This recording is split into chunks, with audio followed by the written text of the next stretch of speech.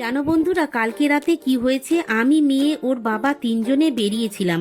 আমি যে ভিডিও বানাই তার কিছু কেনাকাটা করতে, সাথে বাড়িরও কিছু জিনিস কিনতে।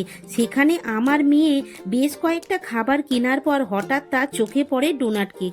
কিন্তু অলরেডি অনেক খাবার সে কিনে নিয়েছে, আবারও যদি ডোনাট কিনবো বলে তাহলে ওর বাবার কাছে খুব বকুনি খাবে, এই ভেবে সে চুপ করে চলে আসে। কিন্তু আজ সকালে বাবাকে অফিস যাওয়ার সময় বলে দিয়েছিল আমার জন্য একটা ডোনাট কেক নিয়ে আসবে। ওর বাবা তো একেবারেই ভুলে গেছে। অফিস থেকে ফেরার সময় দুটো চিপসের প্যাকেট নিয়ে এসেছে। এই দেখে তো মেয়ের মুখ ভার। আমি জিজ্ঞেস করাতেই বলল, কালকে যখন বাজারে গেছিলাম তখনই তো খাবার ইচ্ছা হয়েছিল, তাও বলিনি, বাবা আজকে আমাকে কিনে এনে দিল। আমি মেয়ের জন্য চকলেট ডোনাট বানাতে লেগে গেলাম।